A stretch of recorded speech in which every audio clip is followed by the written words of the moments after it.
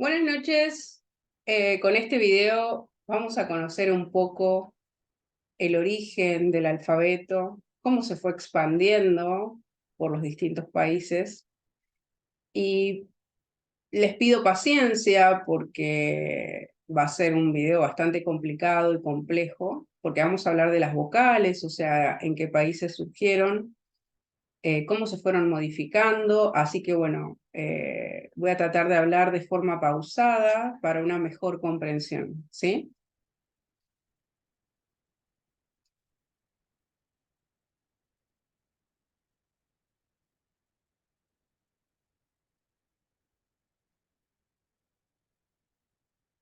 Bueno, les voy a contar que este texto lo trabajamos con el profesor de latín, un genio, Roque Bazán, una persona a la cual admiro muchísimo, y bueno, nada, la verdad espero que salga de la mejor forma posible. Vamos a hablar sobre la evolución semita del alfabeto, acá lo tenemos, ¿sí? ¿Ven esas imágenes? Bueno, así comenzaron las primeras letras. Y bueno, en primer lugar vamos a hablar sobre los detalles de la descendencia del alfabeto, ¿sí? El alfabeto semita se extendió por diferentes países hasta llegar a convertirse en el principal sistema de escritura del mundo. Diferentes factores nos hacen ver con claridad que el alfabeto griego desciende del semita.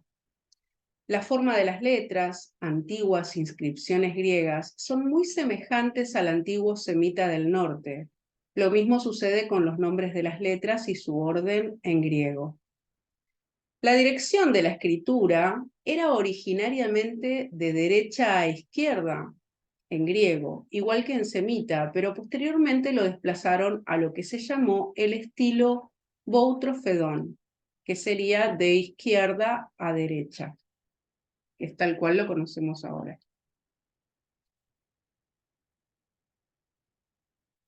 Vamos a hablar sobre la fuente original, o sea, se creía en un origen y cada país, o sea, consideraba algo diferente. Los griegos creen en una fuente original. En Heródoto las letras reciben el nombre de cadmeas o fenicias.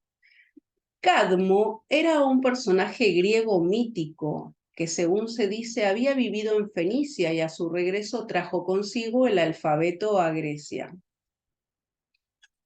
Platón pensaba que la fuente era Egipto. O sea, los griegos, o sea, obviamente pensaban que, o sea, cuando Cadmo llegó a Grecia, trajo el alfabeto. Y Platón pensaba que la fuente originaria era Egipto. Heródoto señaló que los egipcios dirigían su mano de derecha a izquierda al escribir, en lugar de hacer como los griegos, que seguían la dirección de izquierda a derecha. No sabía que los griegos habían hecho lo mismo que los egipcios unos siglos antes que su época, o sea, el siglo V antes de Cristo. La fecha del préstamo del alfabeto no es segura. Se estima que fue, o sea, en el siglo XIV, desde el siglo XIV hasta el siglo VII u VIII antes de Cristo.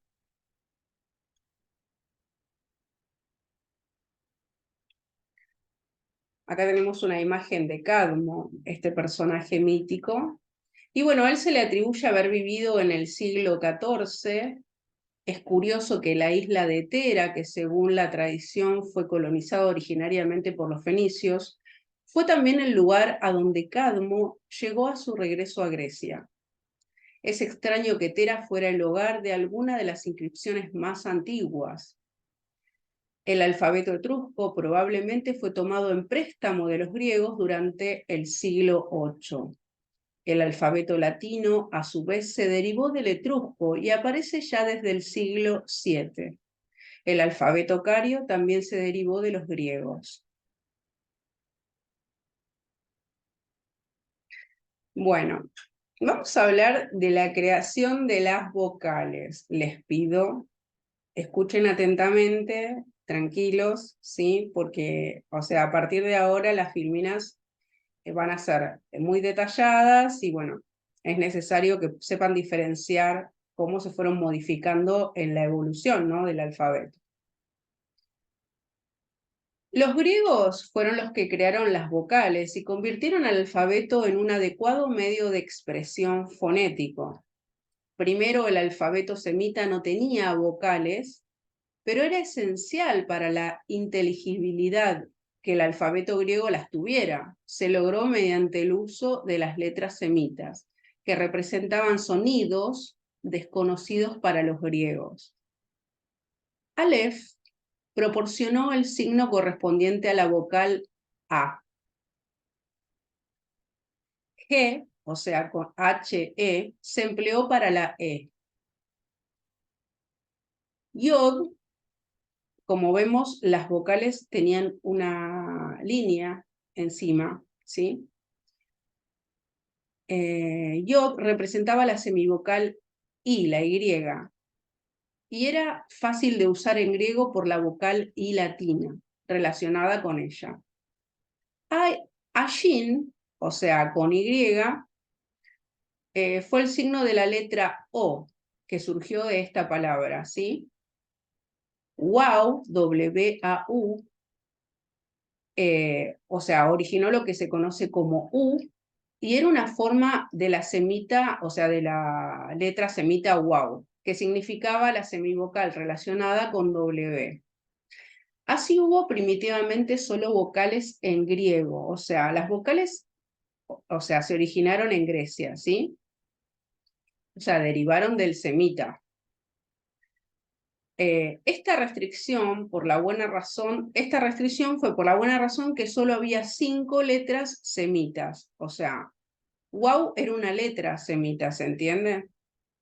Esta restricción la heredó el latín y de aquí el románico, el alfabeto usual de Europa occidental. Después se hicieron cambios en las silbantes. El antiguo alfabeto griego tenía 2 signos para la letra S, que se usaron en diferentes localidades. La M, san, que tiene la forma de sade, pero el nombre de shin, S-H-in, y sigma con la forma de shin y el nombre de samek. Lo que estamos nombrando son letras semitas, ¿se entiende? Que fueron, es como que, a ver, las letras eran amplias y después o sea, se redujeron en lo que conocemos con una sola letra, ¿sí? Z, que es otra letra semita, valía por la Z que nosotros conocemos, siendo la forma semita Zain. ¿Se entiende? Zain era una letra semita.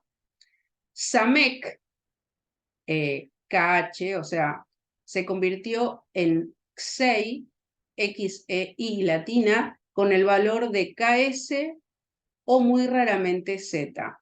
Lo que les estoy mostrando cómo del semita fueron cambiando a derivar a una sola letra como las conocemos actualmente.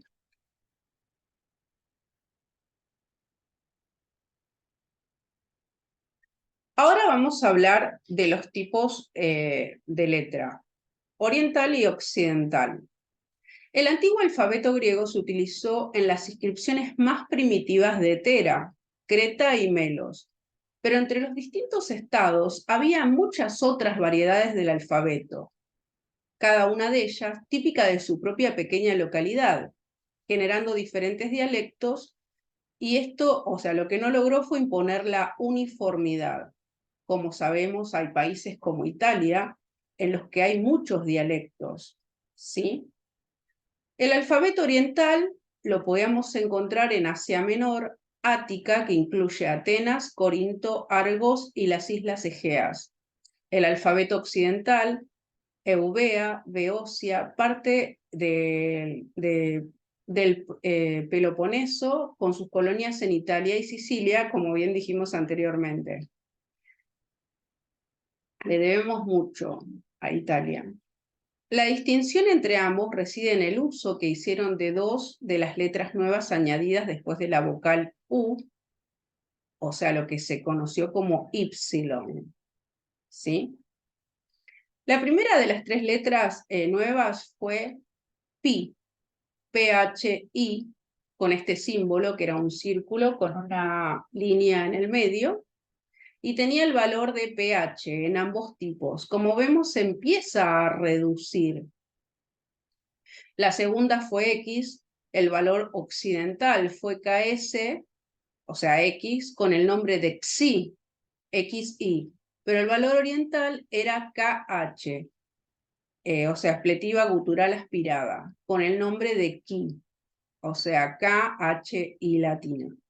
La tercera letra fue este símbolo que, como vemos, es como una W que tiene un palo alargado en el medio, que tenía el valor occidental de KH, nombre Ki, ¿sí? O sea, KHI. Pero en el oriental tenía el valor de PS y el nombre Psi, ¿ok? O sea, en el occidental era KHI y en el oriental era Psi, o sea, PS. En cuanto al origen de estas letras añadidas, resulta que Ki, o sea, este símbolo que yo les digo que parece una W con un palo alargado en el medio, descendía del semita Kappa, con doble P, K-A-P-P-A, con cuya forma anterior, la del sarcófago de Airam, es idéntica en su propia variedad, o sea, en su variedad anterior. El uso oriental fue derivado. Es incierto el origen de este símbolo que yo les digo que es el círculo con el palo en el medio y X. Si no fueron creaciones artificiales, deben de haberse formado por diferenciación de THE, TA o copa, o THE, TA y kappa, respectivamente. Estamos viendo cómo al principio las letras eran una palabra completa y en la medida que fue evolucionando el alfabeto se fue reduciendo, ¿sí? En Oriente se usó de una forma y en Occidente de otra. Letras nuevas para sonidos dobles. Los griegos utilizaron letras nuevas para expresar los sonidos dobles, KH, PH, KS, PS, porque heredaron de los semitas la letra T, H, E, T, A, Z, teta, para significar la dental aspirada, TH, y añadieron las letras correspondientes a la labial PH y KH para completar la serie. De manera similar, tenían la letra Z con valores de ZD o DZ, y esto surgió, o sea, hizo surgir las letras correspondientes a los sonidos PS y KS, ¿sí? O sea, ps o x, ¿se entiende? No se vuelvan locos, vamos despacio. Bueno, ahora vamos a hablar de lo que era el alfabeto jónico. El alfabeto jónico es del tipo oriental y tiene 24 letras. Hacia el siglo V a.C., la escritura iba regularmente de izquierda a derecha. Esto significó volver del revés la posición de algunas letras como beta y gamma. Este alfabeto fue adoptado en Atenas en el 403 a.C. y posteriormente otras ciudades. Se convirtió en el alfabeto griego normal en el siglo IV a.C. y ha permanecido así desde entonces. De él desciende el alfabeto cirílico. De los rusos y de otros pueblos eslavos, en él la H, la octava letra semita, a ver, vamos de nuevo, acuérdense que los semitas, las letras serán lo que conocemos como palabras completas. La octava letra semita chet, o sea, C-H-E-T-H, es una vocal con el valor de E, vocal larga y abierta, ¿sí? Fíjense cómo las letras que conocemos actualmente del alfabeto ya estaban en el alfabeto semita, lo que hicieron fue separarse. En los alfabetos más primitivos y en el tipo occidental, esta letra representaba la aspirada H, pero el griego jónico la utilizaba, o sea, la utilizó para significar E. O sea, en el griego jónico era E, esta letra. Según el principio acrofónico, el nombre de eta se convirtió en eta, o sea, le sacaron la H, o sea, la primera que nombré era con H, eta, y se convirtió en eta sin H. Las letras wow, san y copa con doble P fueron eliminadas. Wow porque el jónico no tenía el sonido W. San y copa porque no eran necesarias. Las letras extras pi, o sea, PHI, ki, KHI y psi, o sea, PSI, ya se han mencionado. Se añadió una cuarta letra, omega, para representar la O, una variante de la que conocemos, ¿no? La O que conocemos. El alfabeto jónico poseía 7 signos vocálicos. A, E, la E con el palito o con el palo arriba, la I, la O común, la que conocemos, la O con el palo arriba y la U. Pero el alfabeto occidental se contentó con solo 5 y por lo tanto también nuestro alfabeto, que desciende obviamente de él. En el alfabeto griego occidental, las diferencias principales estaban en las formas de los sonidos, KS y KH. Además, sobrevivió la que conocemos como wow, ¿no? Del alfabeto semita, digama, con el valor de W. H conservó su valor original y copa con el valor de K delante de las vocales A y U. ¿Sí? Ahora vamos a hablar de lo que es el alfabeto etrusco. En Italia existieron algunos alfabetos, todos descendientes de los griegos. Eso nos tiene que quedar claro. En particular, el etrusco, el osco, el umbrio y el latino. De ellos, el etrusco es el más antiguo, o sea, siglo 8 a.C. Es la fuente de los anteriormente nombrados. En el abecedario encontrado en Marsiliana, es el más antiguo como ejemplar de etrusco y modelo de la escritura griega. La dirección de la escritura va de derecha a izquierda en el etrusco. Contiene las 22 letras semitas, las que vimos anteriormente en las filminas anteriores que parecen palabras completas, así como las 4 griegas adicionales, y contiene tanto san como sigma, que no aparecen juntas en un solo alfabeto griego. Se basa en un tipo occidental y se presume que la fuente fue una de las colonias griegas del sur de Italia, tal como Cuma, cerca de lo que hoy sería Nápoles. Los etruscos son un pueblo sumamente misterioso, llegaron a Italia de Asia Menor, según la antigua tradición que los relaciona con Lidia. La fecha de llegada a Italia fue, o sea, en Toscana y se sitúa antes del 800 a.C. Su lengua fue descifrada, pero, o sea, lo que resistió fue a la traducción. Ocuparon la tercera parte de Italia a fines del siglo VI a.C., Roma, y se extendieron al sur, o sea, hasta Salerno. Obtuvieron el alfabeto y fue probablemente durante la ocupación etrusca de Roma cuando pasó a los romanos, ¿sí?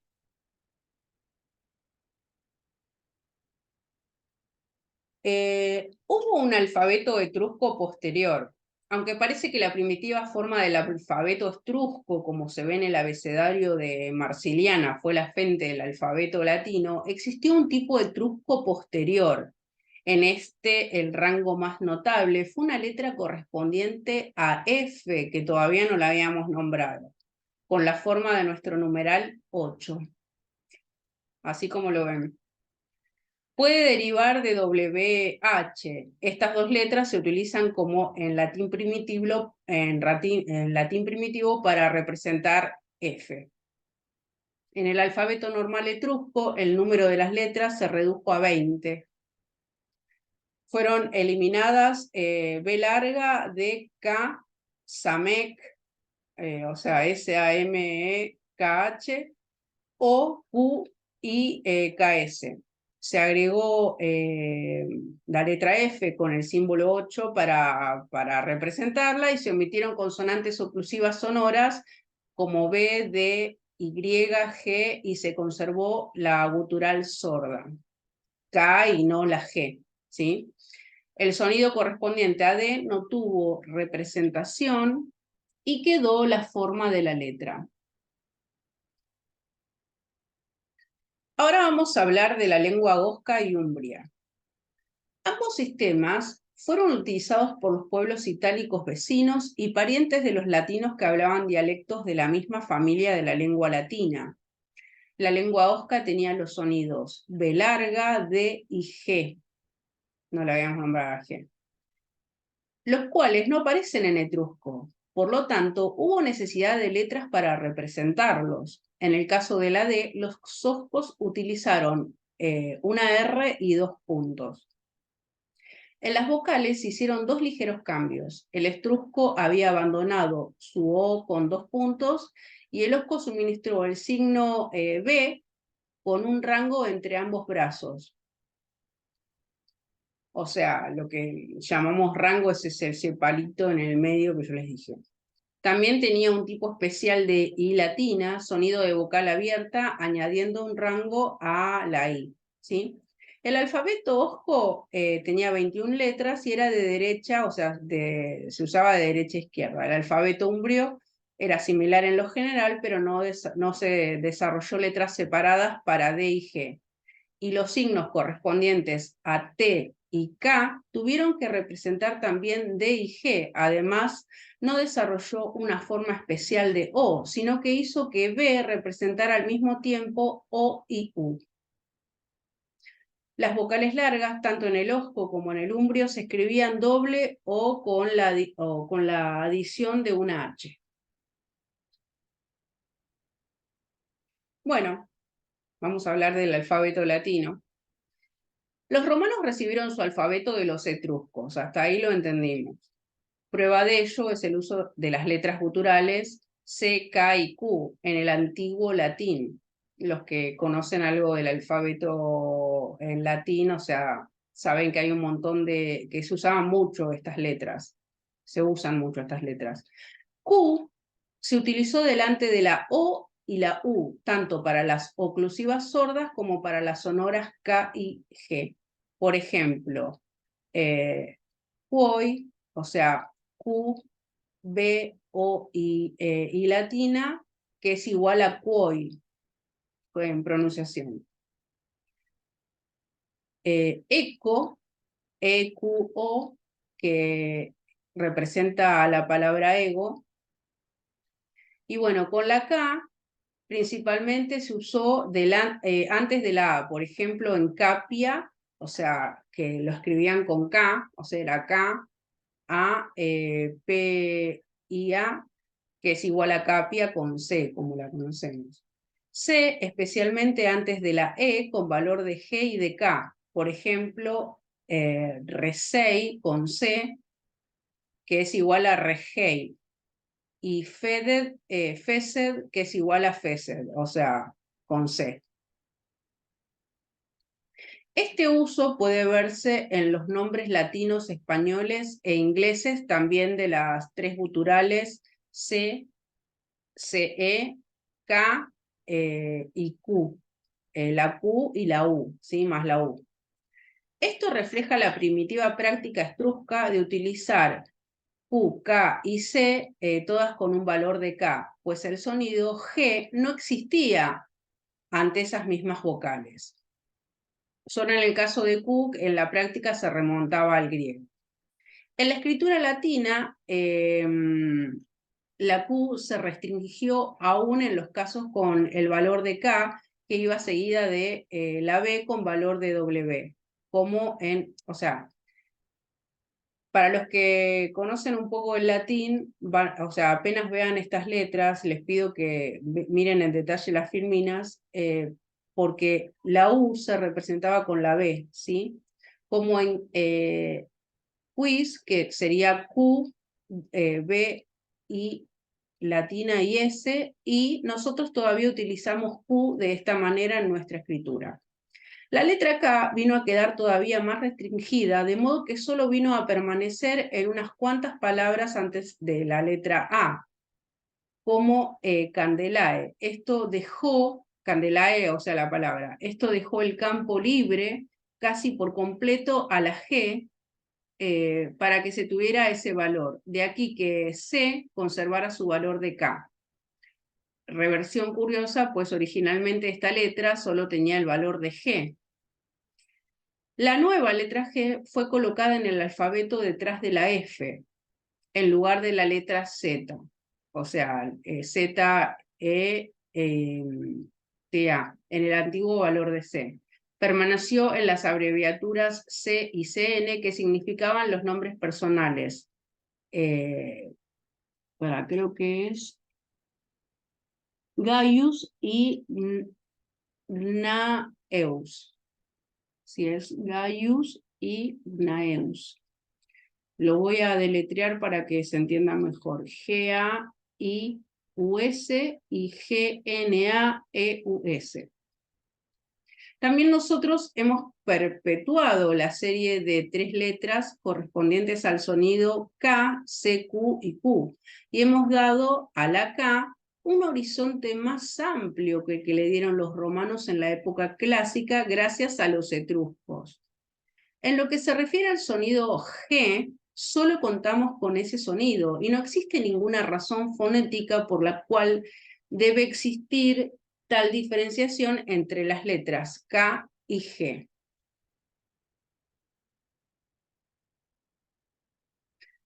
El uso de la F en latín también es indicio de la influencia etrusca. En el alfabeto griego, F representaba el sonido W. Los etruscos utilizaron los signos WH para representar el sonido F, los etruscos, y después solo conservaron el segundo de esos signos con este valor, dándole la forma de 8. Los romanos al principio utilizaron los signos FH para significar F, luego se quedaron solo con este valor, por lo tanto el etrusco 8 equivale al latín F. El alfabeto latino y en la escritura falisca se sigue la dirección de derecha a izquierda o bien el sistema Boustrofedón, izquierda a derecha. Las aspiradas correspondientes a TH, PH y KH se omitieron porque el latín no tenía estos sonidos. La forma final, C, M, L, D, fue la de una de las letras del alfabeto latino normal.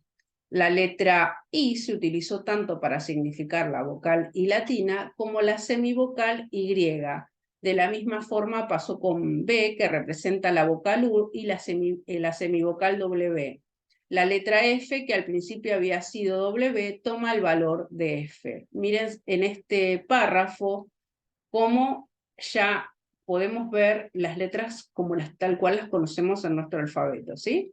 Vamos de nuevo. La letra I se utilizó para significar la I latina, como la semivocal Y. De la misma forma pasó con la B, que representa la vocal U, esto estamos hablando en latín, y la semivocal W, la letra F, que al principio había sido W, toma el valor de F. Como vemos, se fue reduciendo las palabras o las letras que en etrusco formaban una palabra. Vamos a ver sus cambios. Las formas clásicas de las letras romanas son parecidas a nuestras mayúsculas modernas, ¿sí? Si alguno vio una foto de las formas clásicas de las letras romanas, podemos ver que son enormes. En las postrimerías de la República y a principios del Imperio crearon formas clásicas, gráficas de gran belleza y dignidad, letras de estilo monumental porque eran enormes, idóneas para ser labradas en piedra, y al mismo tiempo representan un término medio con las formas más redondeadas y para ser trazadas en papiro o sobre cera. Ahora después les voy a mostrar algunas fotos. En este alfabeto clásico aparece la letra G, pero no en su forma regular después de la F. Ahora está situada después de la C, de la cual es una variante. También se incluyeron otras dos letras añadidas en el siglo I a.C., con lo cual se ascendió a 23 letras. Y es una forma de Y. O sea, griega, y representa el sonido de U en las palabras latinas de procedencia griega. Z es la letra griega Z y la pusieron al final. Quintiliano dijo que la X era la última letra del alfabeto latino. Los nombres de las letras en latín no fueron tomados del griego, sino que son fonéticos y representan los sonidos de los signos. En el caso de las vocales o con la adición de una vocal, por lo general, E, o sea, la letra E. En el caso de las consonantes, este modo de nombrar las letras puede haberlo tomado de los etruscos. La designación de C, o sea, CE, KA y QU, muestran el modo en que se usaban las letras, especialmente frente a vocales. El nombre X, o sea, IX, que se dio a la X, es lo contrario del griego xi, o sea, XI, quizás porque ninguna palabra latina empezaba con, o sea, lo que era X, ¿sí? No encontramos palabras latinas que empiecen con X. La letra Z fue designada con su nombre griego Z, como lo vemos, o sea, Z-E-T-A.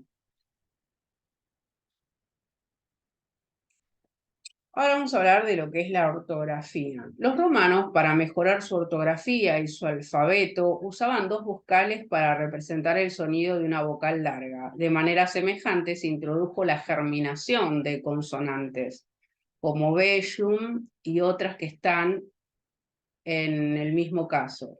Los ejemplos más antiguos son las del 189 a.C. Sabemos perfectamente que en latín se pronuncia de otra forma, pero como la idea es que puedan estudiar con el audio, o sea, trato de deletrear y, o sea, no las nombro correctamente para que se entienda. Vellum es B larga E doble L U M. Pero esta práctica tuvo mayor aprobación y se convirtió en normal como en el idioma inglés. El moderno alfabeto romano es el que conocemos como la escritura general de Europa Occidental, de donde se extendió a todos los continentes. Desciende en línea ininterrumpida del alfabeto latino, ¿sí? El romano, o sea, del latino.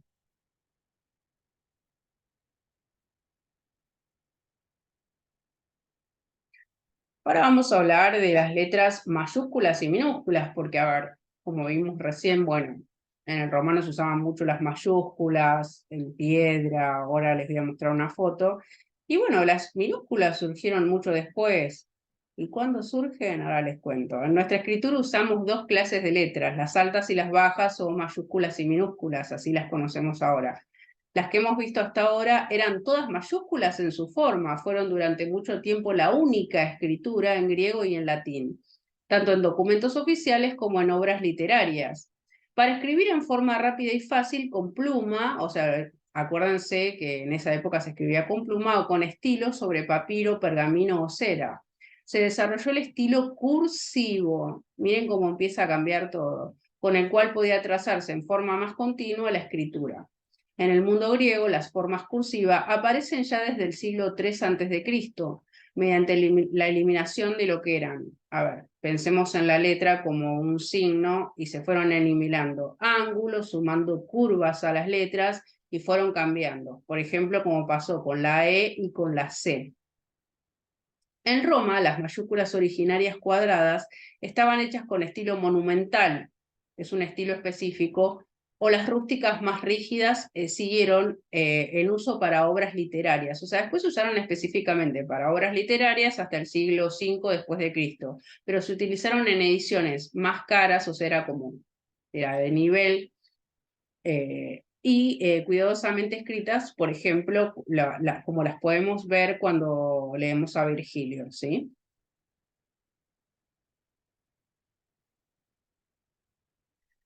Bueno, como vemos esta imagen, estas preciosas letras, estas letras se llaman unciales.